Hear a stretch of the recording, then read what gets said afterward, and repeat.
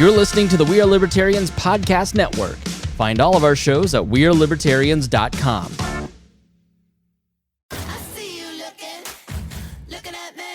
Can I have your attention, please? Yes, hi, Wanda Sykes here. You ever think about all the nicknames we have for breasts? Boobs, tatas, the girls, chesticles, bubbies. Heck, you might even have your own nickname for them. And yet, even though they get so much attention, they're still so ignored when it matters most. What's up with that?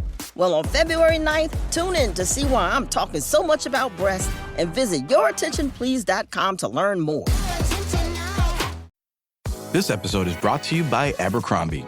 Build your fits of the day with Abercrombie's newest denim drop. Here's where to start. Abercrombie's 90s straight jean goes with any shirt from tees to sweater polos. Super versatile. Their loose and baggy jeans are more trend forward, so you can grab those and go out with your friends. Abercrombie's denim fits come in a range of washes. Build your looks around Abercrombie denim. Shop online or in-store. Welcome to We Are Libertarians. My name is Chris Spangle, and we are excited to... I don't do a lot of interviews, but I have followed the career of Tom LoBianco for a while, since he was an investigative reporter for the AP here in Indiana, and was a very good reporter here in town, and I was excited to see him go to CNN, along with Eric Bradner, who was another great reporter from Indiana.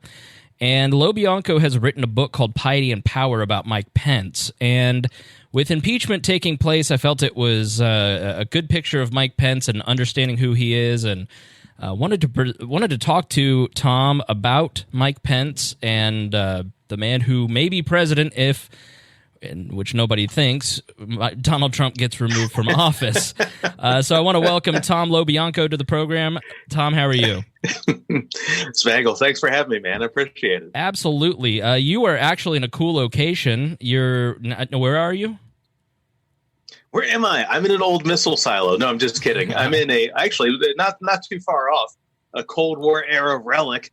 This is an old phone booth from the House Press Gallery that used to sit upside over top the Daily Press Gallery, where all the reporters worked in Congress. And they removed these about, like 5 or 6 years ago. But there used to be, here, I'll do a little tour of my space here. Yeah, and you can check out the video on our YouTube channel. See that, and then I'll poke my head out of here. Hold on a second.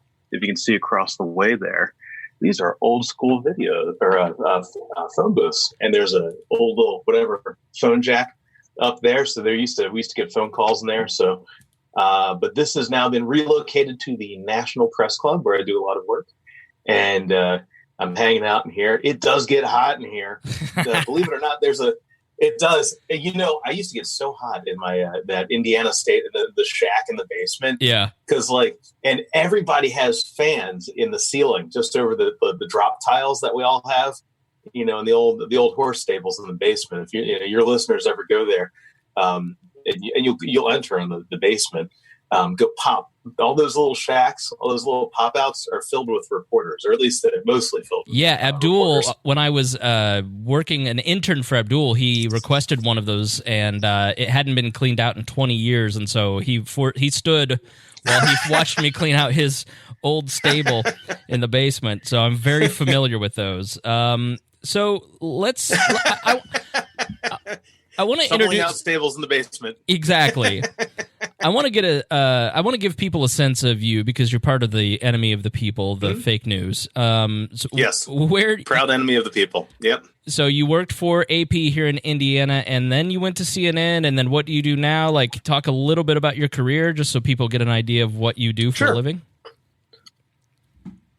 So I did my undergrad in journalism years and years and years ago, and worked at a couple of small papers here in Maryland. And D.C. is in Maryland, as your historians will note, because Maryland gave up the land for D.C. and Virginia took its portion back. So us Marylanders like to remind people, this is Maryland's land. Yeah. Well, thanks a lot. I know, we gave you the swamp. Yeah. And we could take it back, too, although I'm not sure we want to. No. So I went to undergrad at the University of Maryland, and then I Left journalism for a while. Went followed a girl up to Northeast. She went to Quinnipiac. I went to Northeastern for graduate school. Did politics for a hot minute. I volunteered for a guy named Deval Patrick when he ran for governor of Massachusetts. Decided that I hated politics. Like practicing politics, I should say, the art of keeping a lid on things. I'm not very good at keeping a lid on things. And I went back to journalism.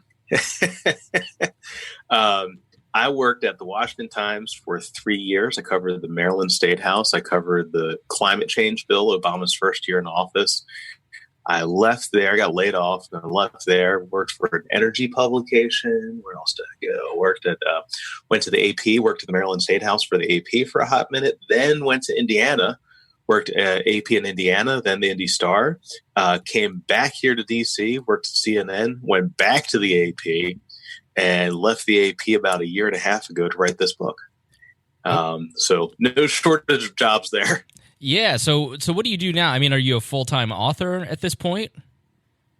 Yeah. I'm working on another project right now, freelancing some daily reportage. I'm a contributor at Yahoo News. Wrote a few impeachment items for them. Although I can tell you that the impeachment, I guess, excitement has kind of dropped off now that it's moved to the Senate. Yeah. Facing its inevitable death. Although you never... Yeah, this thing. I mean, he's going to get acquitted in the Senate.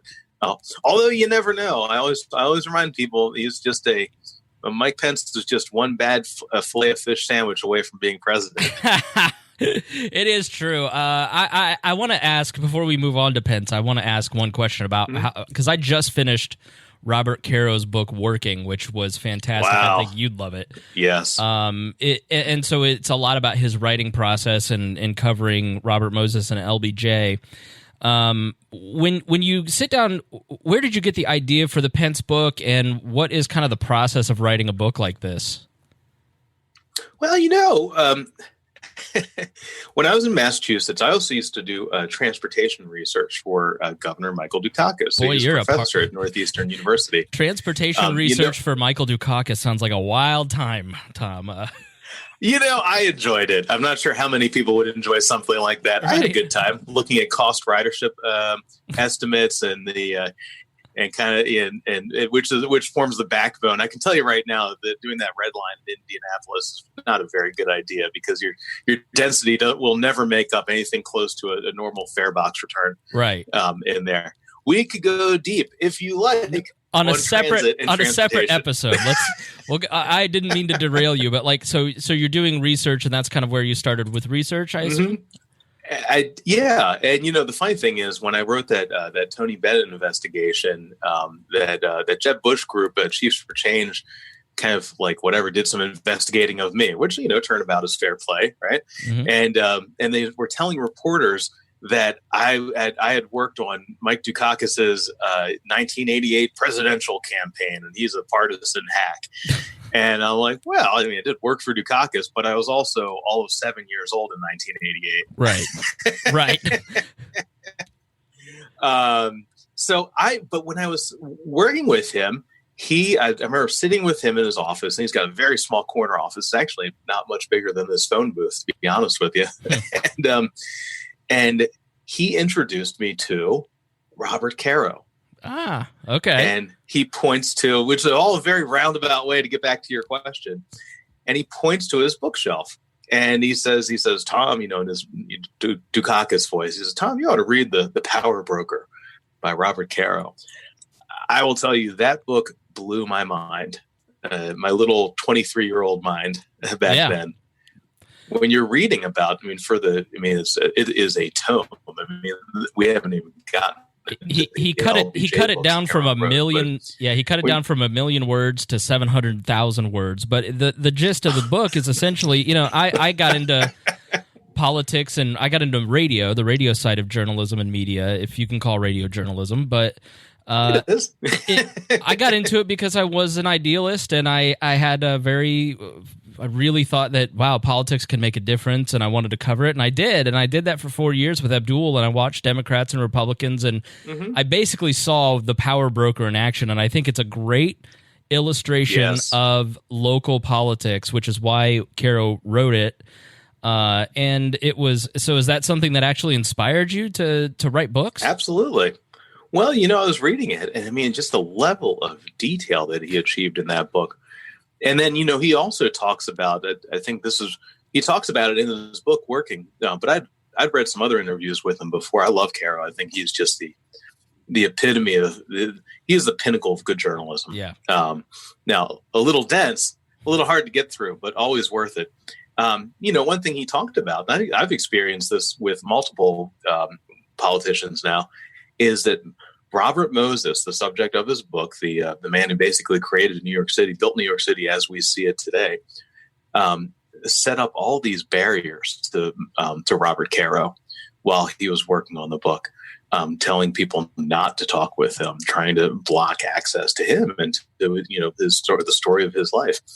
And I've seen that a lot throughout my career, but I also have seen what Caro did, which is that you can work around those barriers. And eventually, as you get more information, you knock down those barriers. And then you get access to more information. It's like money, right? Money gets money. Information gets information. Yeah. So if you don't have any. Yeah, Pence seems fairly anti-press. And so did you experience any kind of roadblocks? Did you get to talk to Pence for this book at all?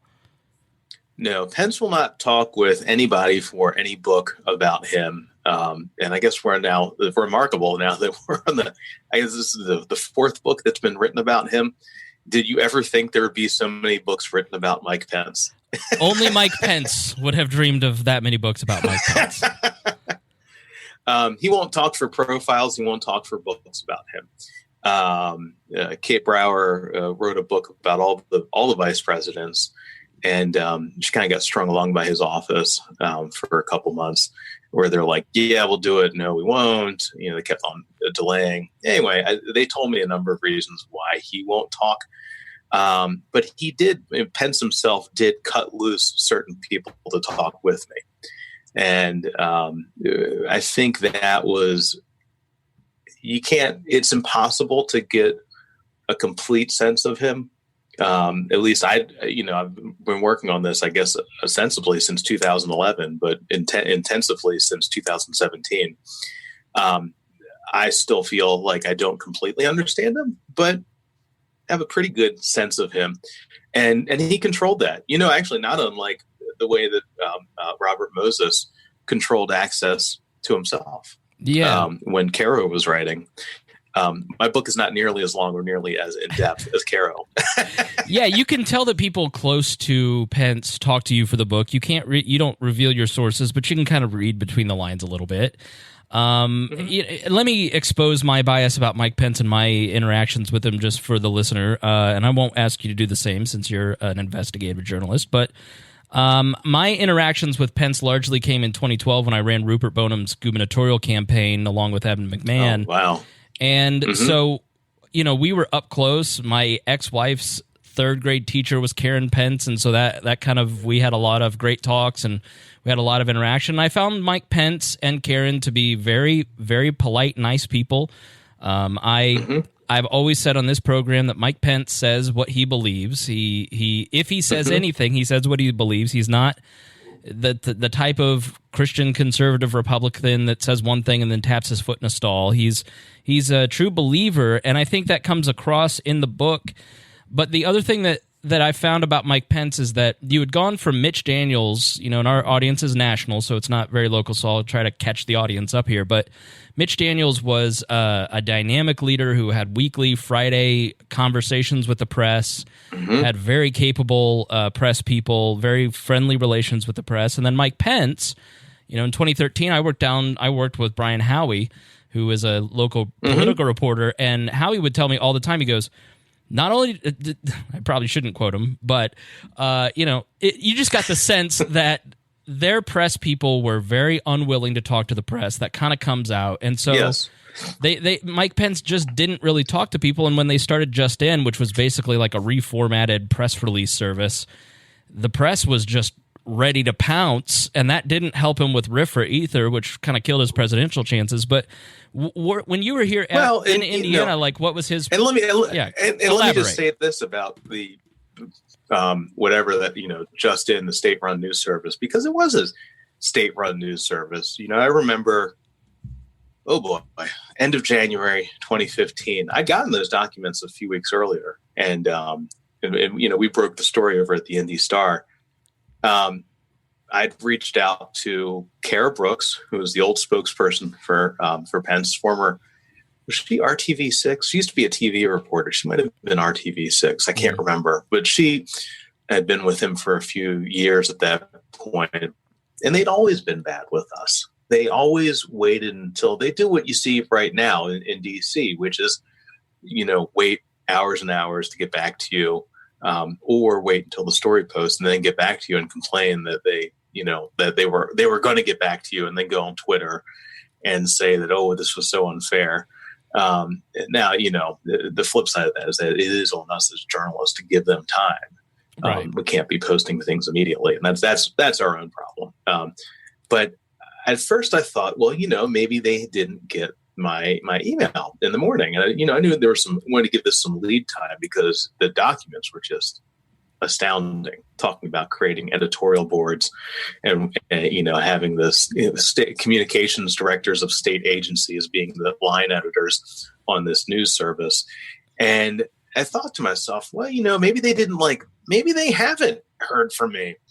And then one of my sources got back to me, and they're like, yeah, they know about it. And they're starting to tell all the other reporters that they're going to have a big announcement tomorrow about this new press release service that they're creating called Just In.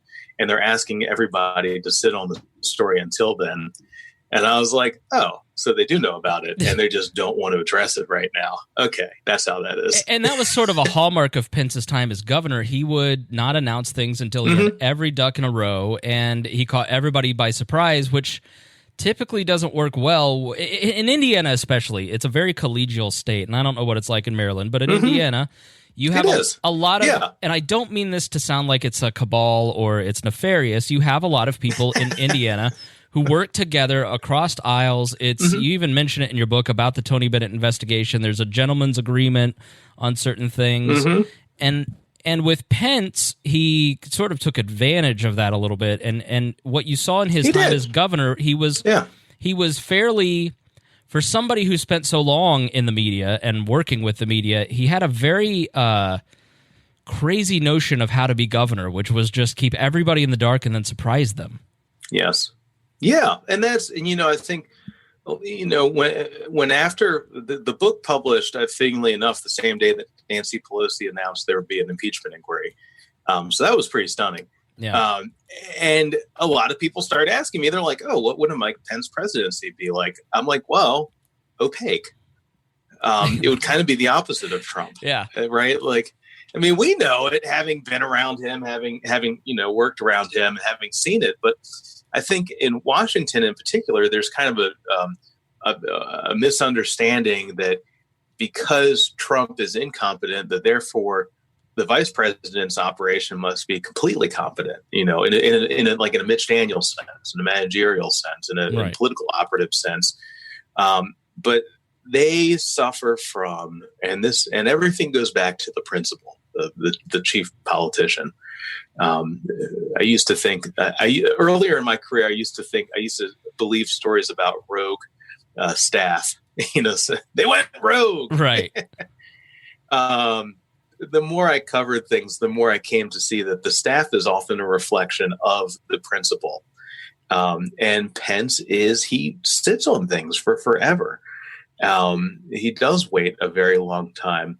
When he has meetings with people, and I'm not just talking about the journalists here. I'm talking about other politicians, other players, Trump himself. In April 2016, him and Chris Christie go to the governor's mansion and try to get Pence to not endorse inside in the Indiana primary. And they walk out of that meeting convinced that he just told them that he was not going to endorse anybody in there. Ted Cruz's people were convinced that he had told them that he was going to endorse. Let me give you a more recent example. EU Ambassador Gordon Sondland told Mike Pence that the Ukrainian aid was being withheld in exchange for an investigation of Joe Biden and his family, and Pence nods and does the Pence, right? Right. Furrows the brow a little bit like Reagan, kind of, right, and doesn't say anything. Well, did Pence just acknowledge that he had heard Sondland say that yes, this money is being withheld in return for an investigation? Shopping is hard, right? But there's a better way. Stitch Fix online personal styling makes it easy. I just give my stylist my size, style, and budget preferences. I order boxes when I want and how I want. No subscription required. And she sends just for me pieces, plus outfit recommendations and styling tips. I keep what I love and send back the rest. It's so easy. Personal styling for everyone. Get started today at stitchfix.com/Spotify. That's stitchfix.com/Spotify. Oh, it's such a clutch off-season pickup, Dave. I was worried we'd bring back the same team. I meant those blackout motorized shades. Blinds.com made it crazy affordable to replace our old blinds. Hard to install? No, it's easy. I installed these and then got some for my mom. She talked to a design consultant for free and scheduled a professional measure and install. Hall of Fame son. They're the #1 online retailer of custom window coverings in the world. Blinds.com is the GOAT. Shop Blinds.com right now and get up to 45% off select styles. Rules and restrictions may apply. Make this summer count with Harvard Summer School. With Harvard's free college programs, high school students gain confidence and insight into what college is all about, challenge themselves, and discover new friends. There are over 200 courses to choose from, including college credit courses, so it's the ideal way for students to learn something new, but most importantly, have fun. Visit info.summer.harvard.edu/Spotify to learn more. I don't know. What does that nod mean, right? Does it mean yes or no? I mean, Pence's people said that no, he never heard that, and that Sondland made up the whole thing. The one thing I can tell you is that Pence is very good at non-answers, like better than any politician I've ever seen. Yeah. And the other politicians, the people he works with behind the scenes, are the ones who get that too. So in that way, he's egalitarian, right? Right. Journalists and the other and everyone else, we're all in the same boat, wondering what the heck is going on inside that guy's head. You saw this in the 2012 campaign when he ran. Like, we were running against him, giving very specific policy points because as a libertarian campaign, people expect you to have none. Of which Mike Pence took our vocational idea and actually implemented it, which is one of the benefits of LP candidates. But what you saw is an absolute message machine. Mike Pence never got off message. One time you highlight it in the book where someone is asking him the question several times the same way he gives.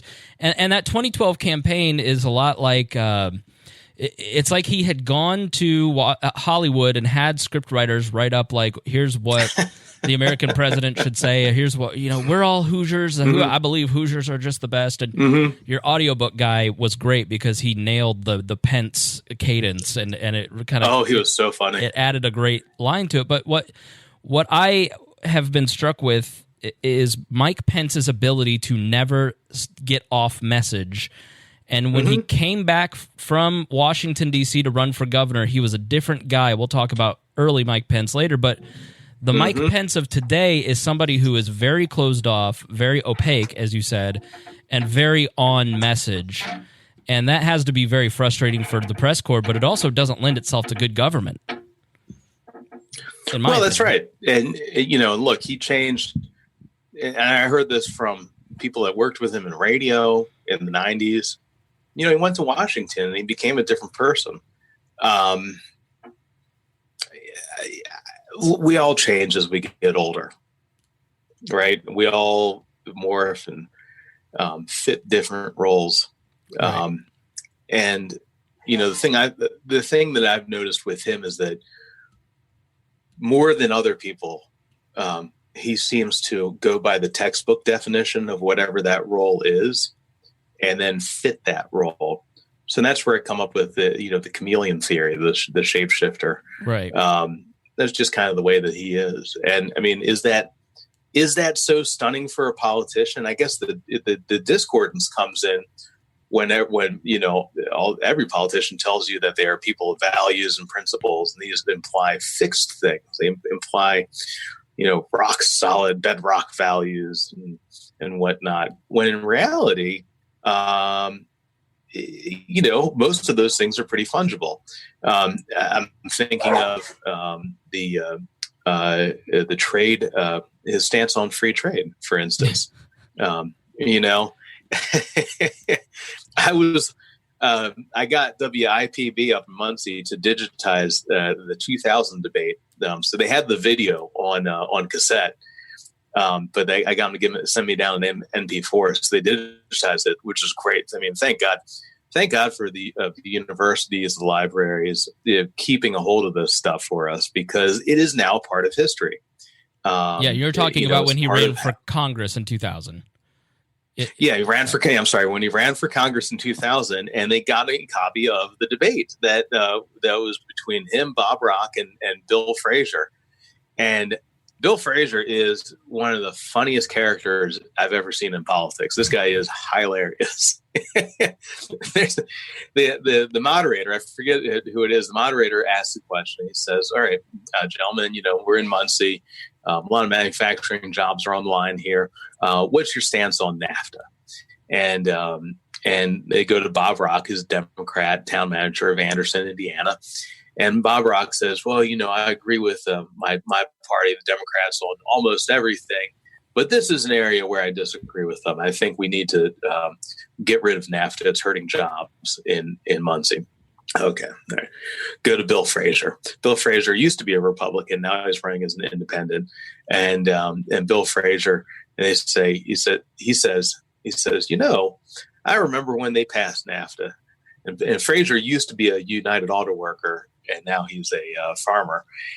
He says, and he reaches into his pocket and he pulls out a little pink waist slip, and it's a little piece of paper, and he waves it in front of the camera. He says, "They told me I was going to get more money for each bushel of corn that I sold. I just sold my bushels this morning. I sold them at a 2 cents a bushel loss."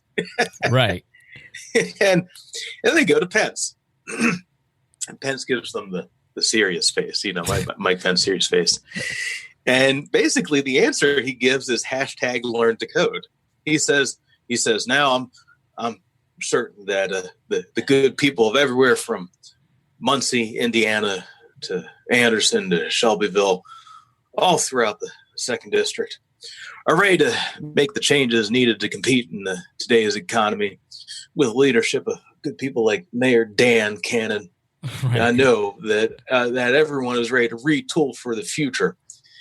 And so he gives it was pretty standard. Right, pretty standard response in that moment, and they go back to him and they say, "Well, okay, but you didn't really say whether you completely support NAFTA." And he's like, "Well, let me be clear," which always is followed by something completely unclear. I know. The funny thing about that is the answer, because I think that's an old line for him, but it changed over the years, because then he says something which just blew my mind. He says, "Let me be clear. NAFTA is the only piece of policy I agree with President Bill Clinton." Direct answer. Direct. I couldn't believe it. I was more shocked that he gave a direct answer than Yeah, and so by the time, go ahead. Sorry. Right? Yes. So by the time he joins with Trump, he's anti-free trade, whatever, fair market or whatever you want to call it. I don't know what that is, but he was anti-NAFTA 16 years later. So I think you get a sense when he's basically auditioning for vice president, and you maybe talk about the flat tire and how that helped him, but that wishy-washiness was kind of annoying to Trump and was a big reason why he preferred Newt Gingrich or Chris Christie, wasn't it? Yeah. Well, and let's be clear here. Let me be clear. Yeah. In that moment, let's set this up. Let's hop in the history machine here, the time machine, the phone booth, or my very own TARDIS, and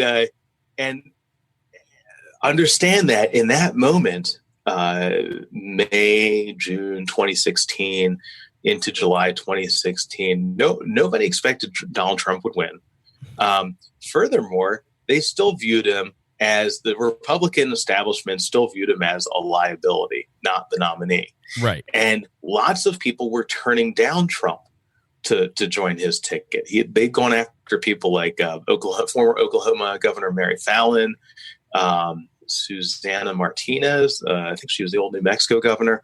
They were looking for women. They'd gone after moderate Republicans. Bob Corker famously turns them down. And you didn't have exactly the pick of the litter by the time you really get down to it. So by July of 2016, there are three serious candidates. Chris Christie, the New Jersey governor, Newt Gingrich, former House Speaker, and Mike Pence. And Christie was pushing himself. He had a close relationship directly with Donald Trump. He had gotten on the Trump train, I want to say early. When I think of like getting on the Trump train early, I think of Jeff Sessions, who was for months and months was the only senator who supported Donald Trump. But early enough that Christie had an in with them. Yeah, Christie. Yeah, I was going to say Pence had quasi-endorsed Cruz here in Indiana, and which again, the wishy-washiness pissed Trump off. Well, right, and that goes back to that meeting they had, right, where they say that, right. So, Jared and Ivanka liked Gingrich. They hated Christie because Christie, as a federal prosecutor, had helped prosecute Jared Kushner's father, Charles Kushner, and they liked Gingrich. They didn't really have a feeling one way or the other about Mike Pence because by July 13th of 2016, with 1 week to go until the nomination, they'd never met him before. Right. Like that late in the vetting process. And Pence was being seriously vetted for a full month at that point. One of my, as a reporter, this being in media, you're always trying to gauge who's telling you the truth, who's accurate, who has the best version of the truth. What jibes with a B, right? What connects? And to me, the version of events, I've seen so many different versions of how he was selected for the ticket. The version that says that Mike Pence was not the leading candidate going into the week of July 13th, 2016, but then becomes the leading candidate in that moment after the campaign plane pops and Trump is stranded in Indianapolis. Part of the reason that made sense to me was because I'd always heard the Kellyanne Conway version of events where she says that the family really hit it off at Bedminster the weekend before the 4th of July weekend. Had a great time out there, the Pence and the Trump family. But a lot of Trump advisors kept on telling me, they're like, come on, that's not the Trump family that makes the decisions. The Trump family that makes the decisions is Javanka, and at that point, in that late in the game, they had not met Mike Pence. So really, it was a joust between Gingrich and Christie going into it. And then the campaign plane pops a flat tire and is stranded in Indianapolis. It was a campaign stop, and he was doing some fundraising, and they got stranded here. Mm-hmm. It's July 12th, 2016. Gets stranded, forced to stay overnight. And the next morning, Jared Kushner and Ivanka and Donald Trump Jr. fly in first thing in the morning for breakfast at the governor's mansion. That is their first time meeting Mike Pence in person. And, I think I put this out there in the book for the first time. Pence was supposed to fly to Manhattan and meet with them alone Wednesday morning. So in an instant, it goes from Mike Pence supposing to have gone to Trump Tower to meet with Javanka alone, not with Trump. Trump was going to fly on to California and do a fundraiser, to them being forced to fly to Mike Pence's home court.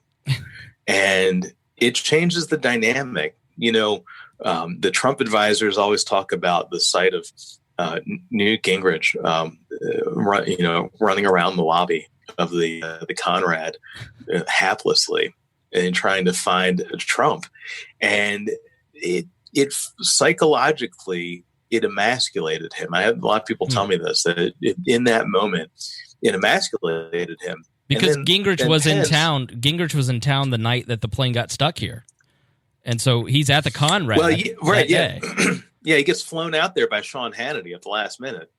Oh, really? Right? Was it because he gets flown out there? Was it because he was fighting for the vice presidency? Is that why he was flown in? Yeah. Okay. Yes, 100%. Christie played too cool for school and said that he wasn't going to fly out there, but he was, still calling Trump all the time. Pence. This is something I learned about Pence in the process of writing this book, and something I did not appreciate before. He's got some chops. He's got some political chops, some serious political chops. And when he needs to, he knows when to leverage a situation. And that's exactly what he did on Wednesday, July 13th, 2016. They're sitting in the bunker in the basement of the governor's mansion. It's a bunker, but it's not really a bunker. It's a furnished basement. Right. They have a lot of meetings down there, and Pence and Trump are sitting on couches, opposite each other, and they have the brass tacks talk.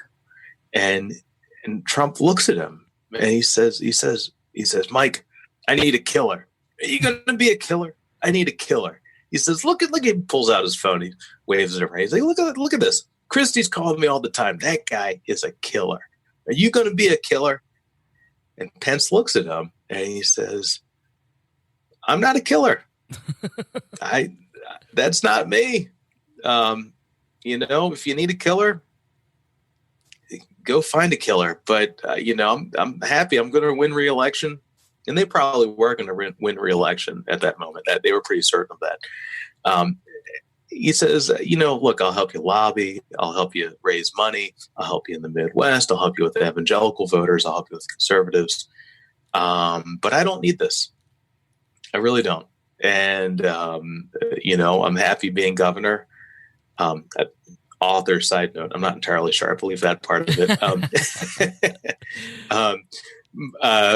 But that calm response just shocked Trump, because Trump was so used to people kowtowing to him between Christie and Gingrich at that point, and he couldn't believe it. And he kind of viewed Pence as a loser because his intel, which was very DC heavy, was that Pence was going to lose re-election. So in his mind, here's this guy who's in his mind a loser, and so Trump hits back at him. He says, why don't you want this? He says, look at Christie's calling me right now. He's like, everyone else wants this. Why don't you want it? And then Pence gets this that wry Irish humor.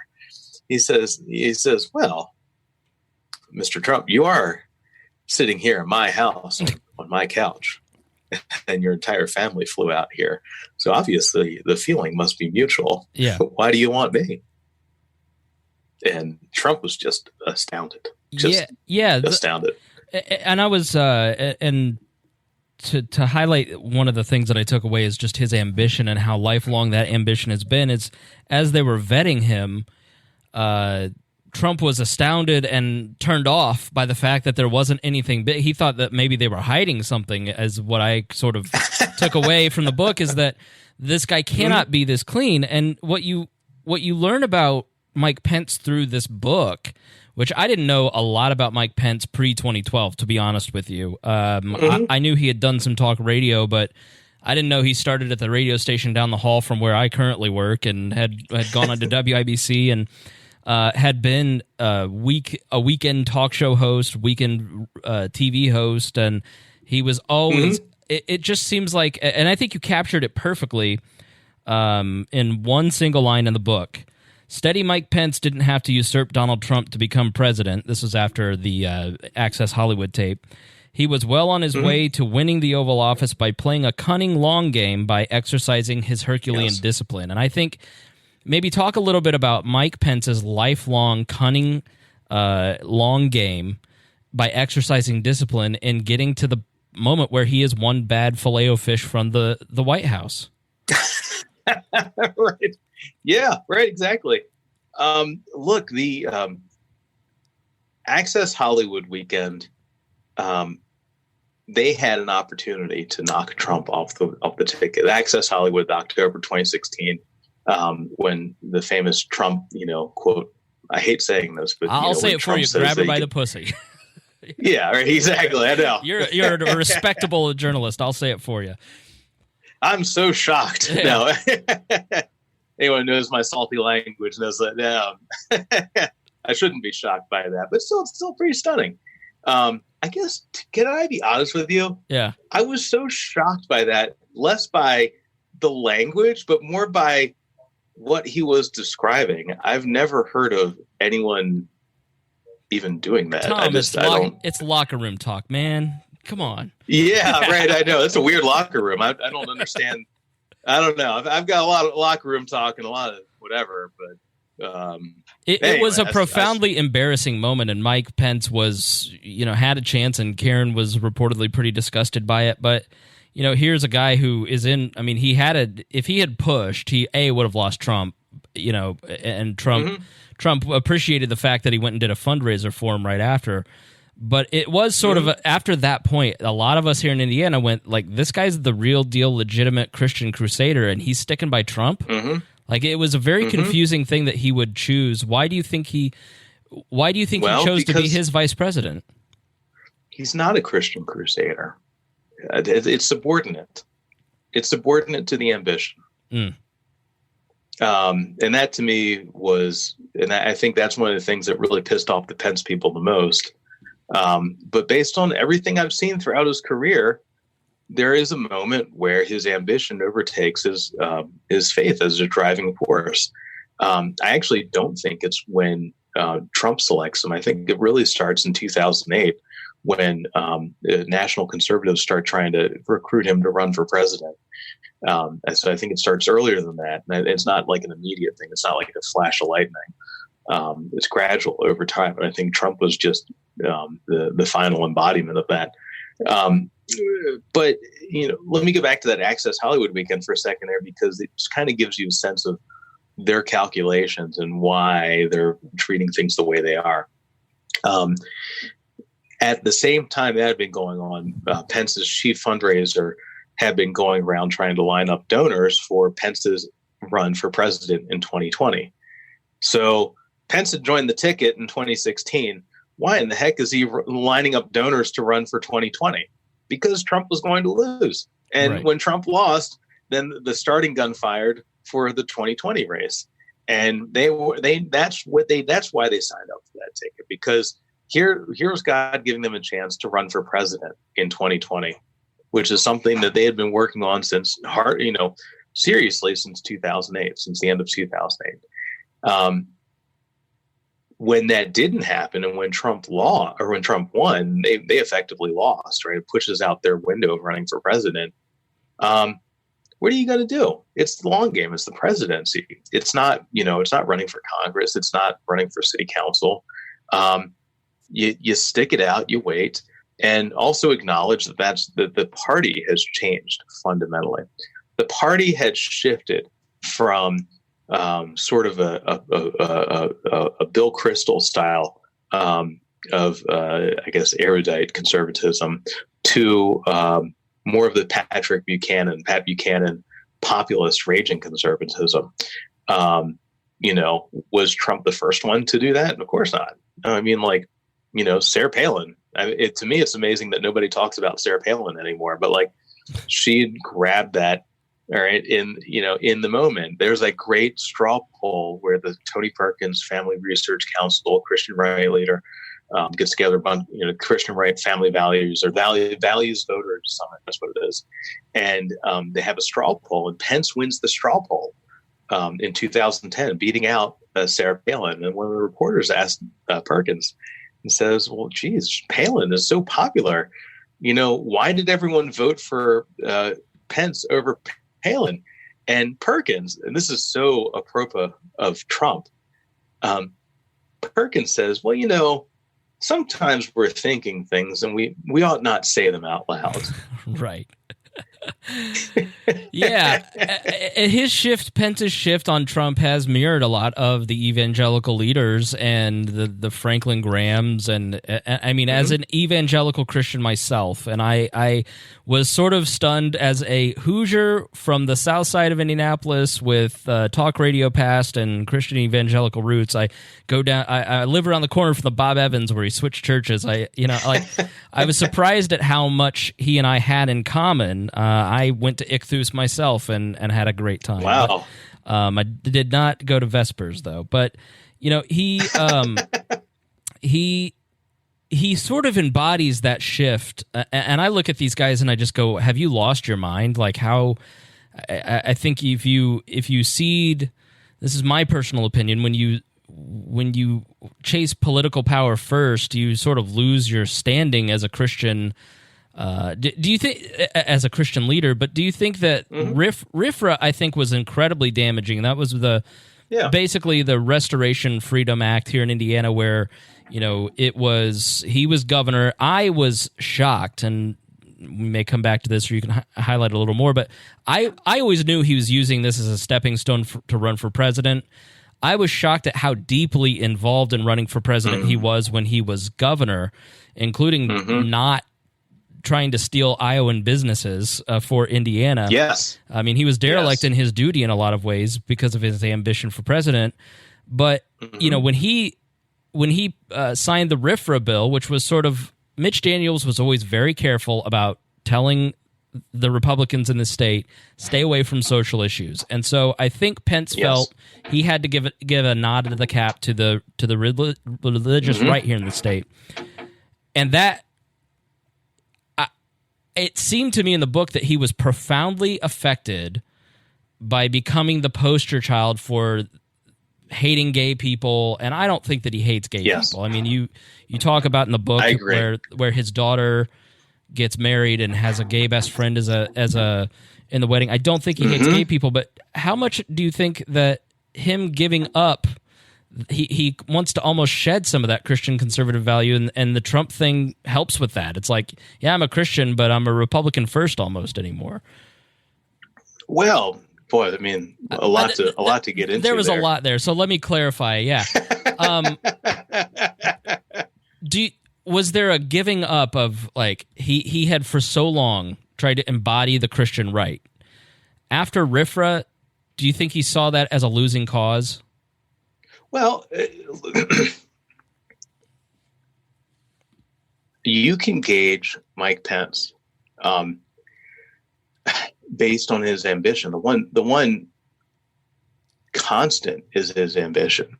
And how do we know that? Because when he ran for governor, he ditched all talk of abortion and gay marriage. So things that had defined him previously as a, quote unquote, Christian crusader on the right, on the Christian right, when he was in Congress, now he just drops them entirely. He goes back to it, sort of, with RFRA. But here's something I report for the first time in the book, which was kind of surprising to me. It was surprising when the more I understood that to me, it surprised me how much he was running for president when he was governor. I couldn't see it when I was at the State House. And maybe that's because I was inside the wrong bubble.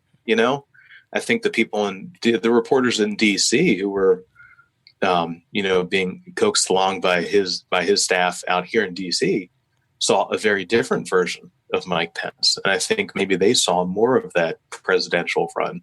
And I think that's why it's good for all of us to, get out of our bubbles and try to try to experience more of the world, whatever it is that you're doing.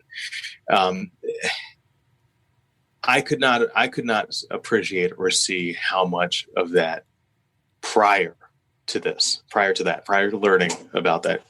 However,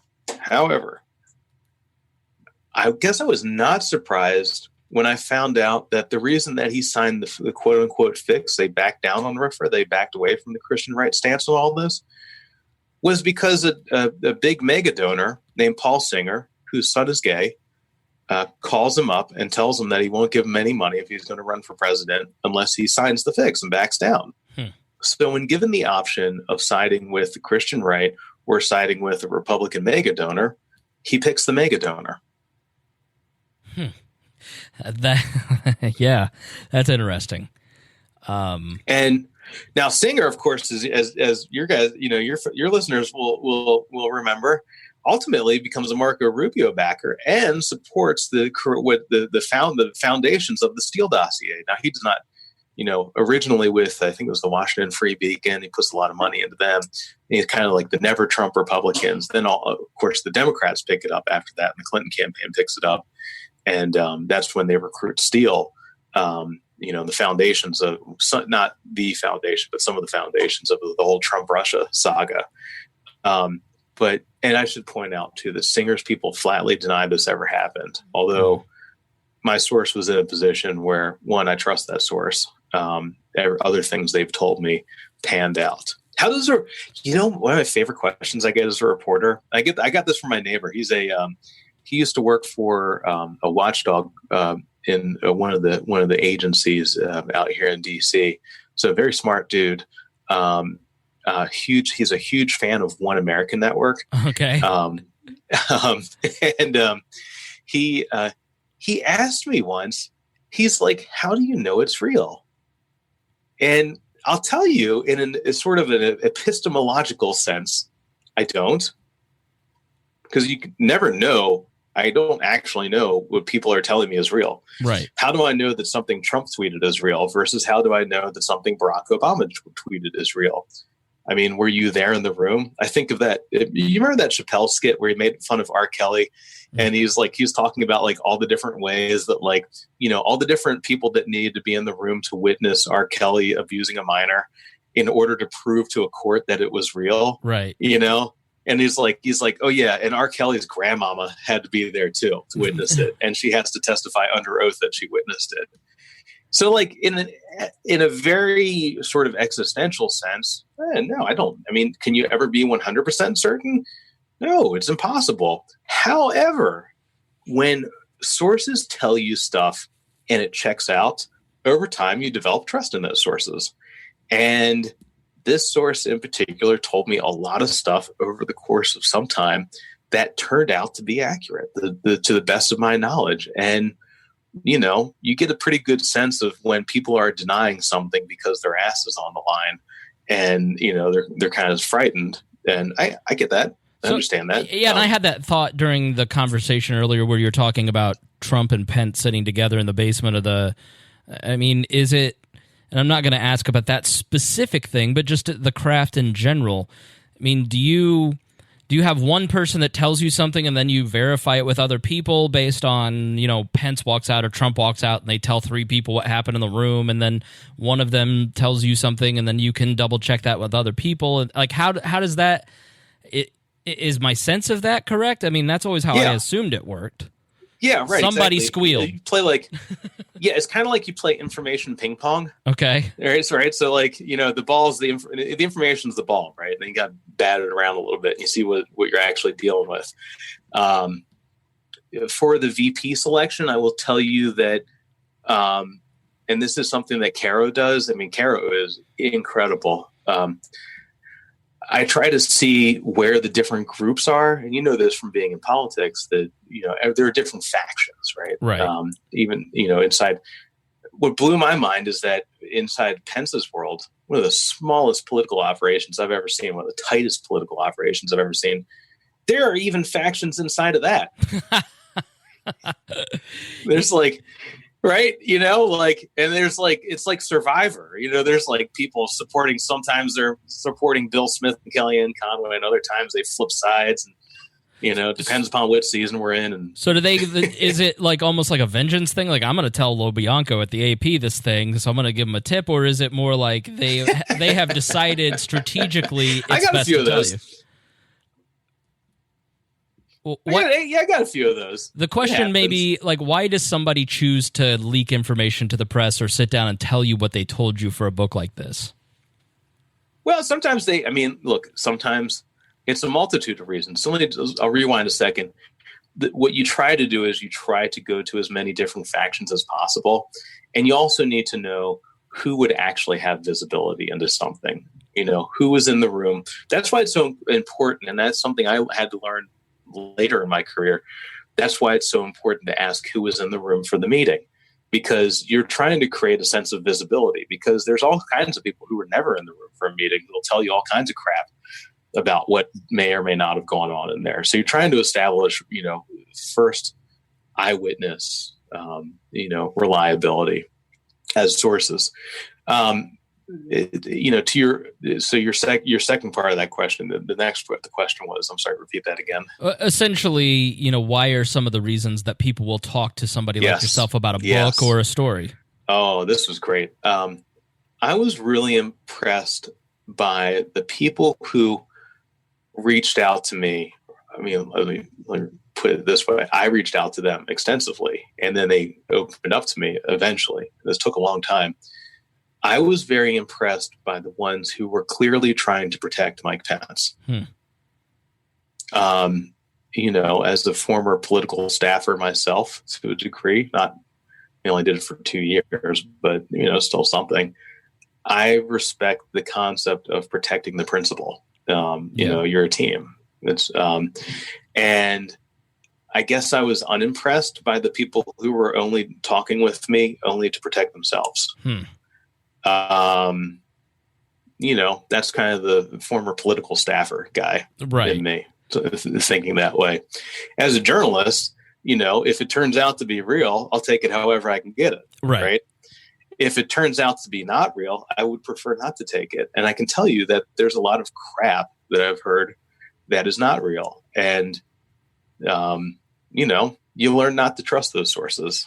Yeah, that's, I think, one thing that people don't understand about journalists is that there is, I've worked on the political side, I've worked on the media side. I know a lot of journalists have done both, like yourself. Like whenever I'm around Rupert, I just fall right into staffer mode. I start, telling him to take his glasses off his head. Like there is, I think respect is kind of what you're detailing. There is, and this is part of why I think Trump drives journalists crazy, is that he's breaking down the respect that journalists and the working relationship that journalists and politicians, because it's a symbiotic relationship. And what you just described is that you want to respect somebody that you're covering. Is that fair to say? Yeah. Well, and to the question of why are people telling me things, I was kind of surprised by the different reasons I kind of plucked out of it. Protecting Mike Pence versus not protecting themselves. Sometimes people were telling me things to hurt Mike Pence, his political opponents. That's not surprising. What you really want is you want a mix of all of them. Right. It's just because somebody hates a political opponent or is, trying to get them, trying to crush them. It doesn't mean the information is inaccurate. It probably usually means that it's been embellished a good bit. But if you can remove the embellishment and try to get to the kernel of truth in there, then usually you have some pretty good information. And, what do I do as a reporter? Okay, so somebody tells me that, look, the Kellyanne Conway version of how Pence was selected, they had a really good, the Pence family and the Trump family hit it off real well at Bedminster when they were golfing, and they connected at a family level. And that's kind of he's a good Christian. Trump is really a good Christian too. He's atoned for his sins. Kind of like that is the official version of events. And then you talk to people who are in different positions and you say, okay, is this what happened? And they're like, well, no. Does that seem like the family that, that calls the shots for the Trumps? And I'm like, well, I don't know. I mean, what family are we talking about? They're like, it was Barron Trump and Melania Trump were on the golf course. And I'm like, okay. And I was like, well, we were with Jared and Ivanka. And they're like, not there, because they hadn't met Pence, because that was not a priority. So is it just that you hear the same things so many times that the most common thread is how you determine what the truth might be? Well, and I'll tell you this. I think the thing that really kind of is kind of flummoxing for reporters in dealing with Trump's operatives versus traditional political operatives. Classically, if somebody did not know something or knew what you had to be true, they would never lie to you. I mean, that's the difference between lying and spinning. Spinning is, the press secretary tells you, well, that was not the right meeting. And you're like, oh, well, okay, you just told me no, but you also said that's not the right meeting. What was the right meeting? And sometimes you can get them to give you a little bit of information. And they know that they have credibility at stake. And for most of these people, they know they will have a career later down the road. I think we all kind of think that way. And what is your calling card? Your calling card is your credibility. Right. What's so strange with Trump is sort of the nihilism of it. It's just that stuff doesn't check out. They just make shit up. I've never, it is astounding. It continues to be astounding. I guess, the nice thing about that, one of the reasons I really enjoyed working on the Pence book was because when you deal with Pence's people, look, they're opaque. It's maddening. They're really hard to work with and press stuff. They don't give you a lot of stuff, but they don't lie to you. And I deeply appreciate that. Yeah, he seems to surround himself with good people. I mean, all the people that I know that work for him are great people. Like he genuinely cared about the staffers that were on that campaign, and they're longtime staffers. He's maybe talk a little bit about his loyalty to his people, because this is one of the criticisms of Pence, the governor, and maybe as president if he ever were elected. He's almost loyal to a fault. Is that fair to say? Yeah, that's true. Yeah, we always heard they kept around people they shouldn't have kept around. And he surrounded himself with the people like him. It wasn't an ideologically diverse. He'd come off of Mitch Daniels, who hired a Democrat to be the Commerce Secretary, Mickey Maurer, and then Pence rolls in, and it's like white Christian. It looked like a Sunday school to Baptist church in Southern Indiana. Yeah, that's part of that problem, and I think this is really amusing. When Mitch was leaving office, everyone would ask about like the Mitch Daniels legacy project. Hey, who's putting together the legacy project? Because he was kind of a larger than life figure, and his people always denied it. Oh, there's no legacy project. Nobody's working on actually putting together a legacy project. One of the things I found inside that Tony Bennett, the emails, was a meeting about the legacy project for Mitch Daniels. Yeah. There was a legacy project. I laughed because it's like, of course there's a legacy project. The guy was in there for 8 years. He reshaped Indiana. It's right. Like, you should do a legacy project, capital L legacy. But as part of that feeling, he raised up a generation of Republican operatives and brought in a lot of people into the party that might not have been there otherwise. You mentioned Mickey Maurer, for instance. The Daniels staff, generally speaking, hated the Pence staff. Really? Yeah, and I think it was kind of mutual. There's just a general disdain amongst the staff. What's the disconnection? Because he's talking about two Republican governors. I mean, what's the disconnection between the two camps? Sibling rivalry. Okay. Really is sibling rivalry. I'll tell you a great story from when I was covering Maryland. So this is actually before I started covering the Maryland State House, but as part of the reason I wanted to cover state politics. I saw the same thing happen in Annapolis, in the Maryland capital. The former governor, William Donald Schaefer, legendary character. He forms part of the basis for the mayoral character in The Wire, Tommy Carcetti. Okay.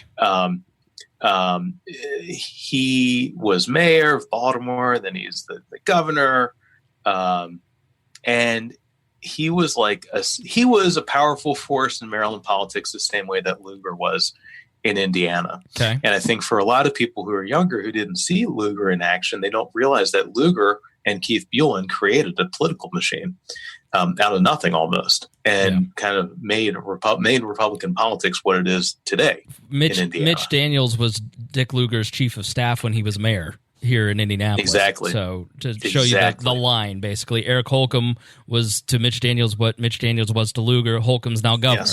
Yes, 100%. So Schaefer was that kind of figure in Maryland politics. He leaves, he's term limited, he leaves after 2 terms as governor.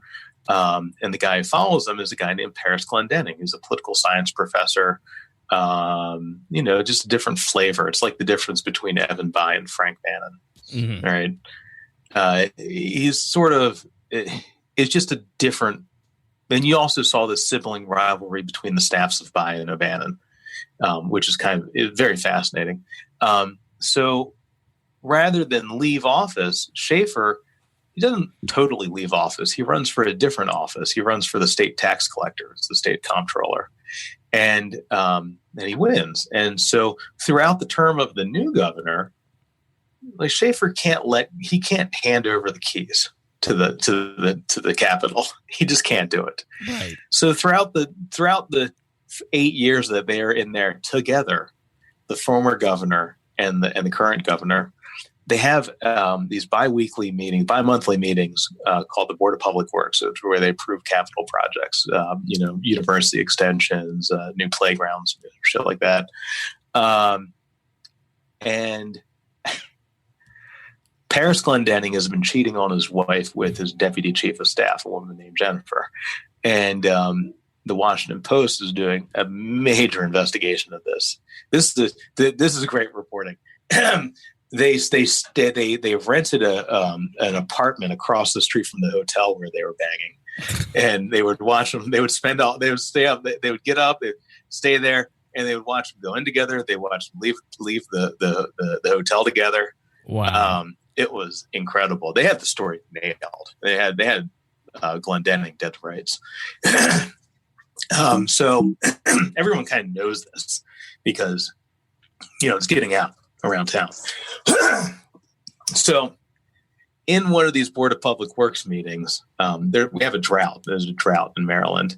So Paris Glendenning kind of hates William Donald Schaefer, and he orders this fountain at the governor's residence turned off as a symbolic thing to make sure that everyone's getting being serious about the drought. All right, save water. Well, that was William Donald Schaefer's favorite fountain when he was governor, and he takes it as a slight. So Schaefer gets back at him, one of these meetings, and one of the university people gets up there and says, asks for money, and before Glendenning can answer, Schaefer looks straight across the room at Glendenning's mistress, Jennifer, and says, "I don't know. Why don't you ask the boss?" And everybody turns their head and looks straight at her, and everyone's like, "Oh!" You feel the air leave the room. It's amazing. Go ahead. It was incredible. Now there's a case of two principals hating each other. All right, the rivalry, intra-party, both Democrats, obviously, in Maryland. My friend Robert Vane says this all the time. He says what people need to understand is that you expect a Democrat to stab you in the back if you're a Republican. You don't expect the Republican to stab the Republican in the back. And so inter-party fights are the most brutal. I still, to this day, 7-8 years after the fact, there are some people in the Libertarian Party of Indiana that hate me more than they hate any Republican or Democrat alive. It's just there's something about inter-party rivalries that are just incredibly severe. So that leads me to the question of Pence versus Trump. So there are a lot of similarities between Trump and Pence. The last person that they talk to is what they go with. The sort of nobody knows what you're talking about. I think the talk radio connection, the fact that Pence was a talk radio guy and Trump is basically every talk radio caller I've ever talked to as president. There's a lot of similarities, but there's also a ton of striking differences, as we've outlined. What is their relationship like now? if you know. Yeah, it's warm, professional, but aloof. And that's not entirely strange for a vice president. I think, prior to that, our two examples are Joe Biden and Dick Cheney. And I think those are sort of, I guess you can call them sort of outliers in the modern vice presidency, right? The idea of this like romance between Biden and Obama.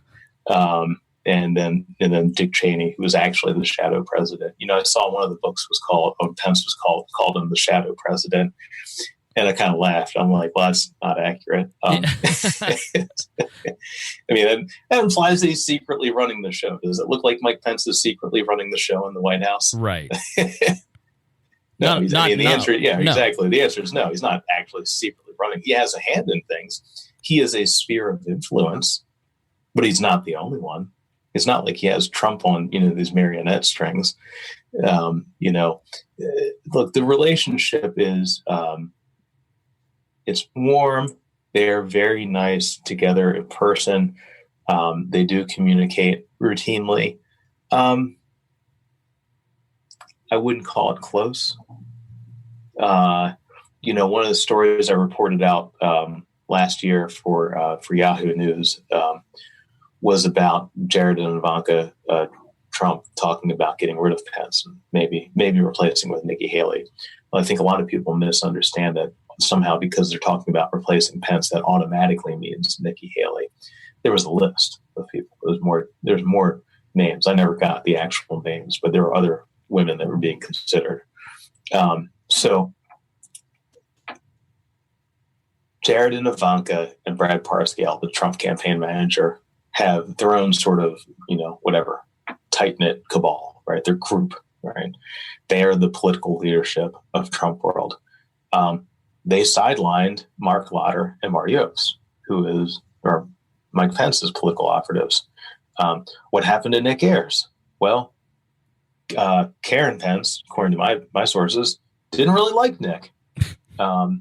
And a lot of people thought that Nick was spending too much time managing up and not enough time supporting Mike Pence. Guess what? That turned out to be pretty accurate. He was trying to become the White House chief of staff. Guess who wanted him to be White House chief of staff? Javanka. Javanka had been grooming him to be White House chief of staff. Did he turn it down, or did he just not get picked? Well, he turned it down. Which is very weird. But remember this. Kellyanne Conway, one of the sharpest political operators I've ever seen. If you want to learn how to use a butterfly knife in politics, it's like you'd almost never see it if you didn't know where to look. She helped kill Nick Ayers' chances at becoming the White House chief of staff. How'd she do it? By overexposing him. By putting out more by helping to buttress stories about him being the guaranteed next pick as White House chief of staff. So basically boxing him into the decision in public before he's ever had a chance to even weigh it out one way or the other.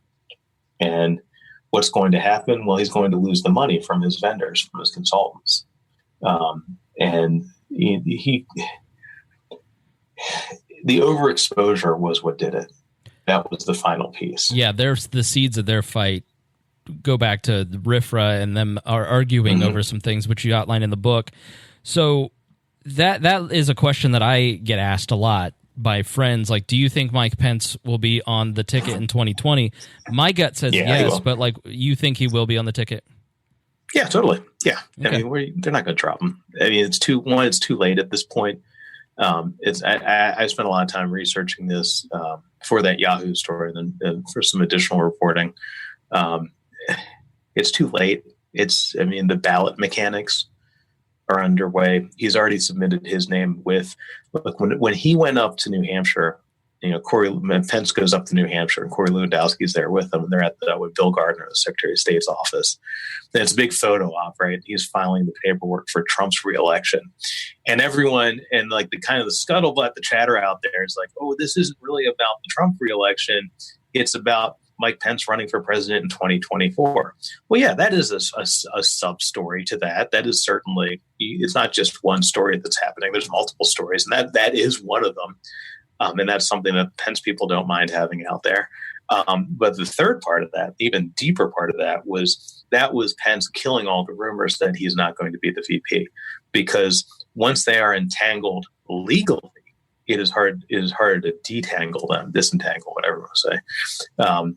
And he's on the ballot legally with Trump now. Yeah, now that it's been filed in the states, and each one of those states locks him in even tighter. I don't think they're going to drop him from the ticket. What kind of chances do you think Mike Pence? I mean, I think after reading this book, there's no doubt he will run for president. But what do you think his chances might be in ever seeing the Oval Office, being president himself? Better than I expected before. I kind of wrote him off based on his performance, especially as governor, and his limited performance in the White House. But that's not, your performance as executive, as administrator, whatever, is not what determines whether you become president. It's your performance in the world of politics. And he's very good at that. He's very good at the inside game. He's better at it than a lot of other politicians I've seen. He has a charisma deficit for sure. And his people acknowledge that, and he's got to overcome that if he wants to actually win the White House in his own right. It's certainly in a general election, but I think he's got a better leg up inside the Republican Party than most people understand. I mean, remember that Nikki Haley was never Trump before she was pro-Trump. Pence never took a side. Right. He kind of did a wishy-washy Ted Cruz endorsement. Yeah, which is a great narrative in the book too. I want to ask one final question before we go to the obligatory self-promotion. We probably should have done this early on, but I thought I wanted to touch on his first two congressional races and basically their tone, because those two races and then his mea culpa sort of afterwards, kind of those first two congressional races back in the 90s. I think they were 90s or late 80s, were very Trumpian, including some anti-Muslim rhetoric. Yeah. And I wonder how much of maybe talk about 100%. Those. And do you think that is deep down Mike Pence, and now he's just learned to be quiet instead of saying out loud who he truly is? Well, it wasn't just Trumpy; it was Gingrichi. Yeah. Right. It's and there's a reason for that. Look, the official version of the events on the Mike Pence biography, the public version of events that people have put out there was that that Pence ran a very positive campaign in 1988, came very close, and then he became negative all of a sudden in 1990 and ran a terrible anti-Muslim ad, and then he lost by 20 points because he became negative. And then he writes an essay apologizing for it and saying that he'll never go negative ever again. That's the public version of events. I can tell you that that's largely wrong, because he ran a very negative campaign in 1988, not a positive campaign, a negative campaign in 1988. And part of the reason I know that is because as I was doing the research for this, your Indiana listeners will know who Paul Ogden is. Paul Ogden went to law school with Mike Pence. That's right. And they both fly out to campaign school in 1987 in Washington, D.C. Who's running the campaign school that they're going to? Newt Gingrich and Joe Gaylord, his chief political aide. When they're out there, I talked with Joe Gaylord for this. This is fascinating. He says that Mike Pence read my book and told me it was great. So obviously I loved him. And so I went and found a copy of that book. It's called Flying Upside Down. This was the Go Pack training manual for a generation of conservative Republicans. And ultimately, it's what leads a lot of these folks in the Gingrich Revolution. I mean, that seems like antiquities now in 1994, but that's where Pence starts in politics. His first run is informed by Newt Gingrich. I went up to the Phil Sharp archives up at Ball State University. He ran against Phil Sharp, the Democrat, the incumbent. And I'm looking at these mailers that they had put out. One of the mailers says, what is Phil Sharp's record on drugs and criminals? And then on the back, it shows a picture of lines of coke and it says it's weak. A couple crack rocks over on the side. Just shit like that. I mean, it's not terrible, but it's like it's pretty negative, right? It's like there's this guy's going to flood the streets with a whole bunch of drug dealers, and they're going to kill you, right? Like, yeah, it's pretty nasty. I mean, it's not like that's. I think it's also par for the course. But so he started from that point. He started from a negative Newt Gingrich style attack campaign, which is, guess what? That's what challengers often have to do. You got to get some attention. That's how you roll. All right. If you're running as an incumbent, you can be nice, right? Because you already got the prize, and now you're just trying to hold on to it. Things are easier. So by 1990, he keeps running the same style of campaign, of nasty, negative campaigning, but more so. And the thing that really kills him in that race was that they had to use the campaign cash to pay his personal expenses. That's what really killed him. And then by the end of it, he throws up a Hail Mary, which is this ad that he comes up with where, the oil prices are up and he's going to have somebody dress up as an Arab oil sheik. It looks like something out of Rock the Casbah, the old music video. And he's going to have him with like the gold rings on his fingers and the gold necklaces and all this, and the keffiyeh, the hat, the scarf, and tunic and whatnot. And the signature of this is because Mike Pence is a very big fan of Saturday Night Live. And he's going to put a little humor into this. Okay. The signature of this is going to be that halfway through the skit. So he'll be thanking this guy, this Arab oil sheik, will be thanking Phil Sharp. Oh, thank you, Phil Sharp, for sending so much money to my people from your people. And then halfway through the spot, he's going to lift off his aviator sunglasses, and underneath will be another pair of sunglasses. Oh my God. Comedy gold from our vice president. Comedy gold. It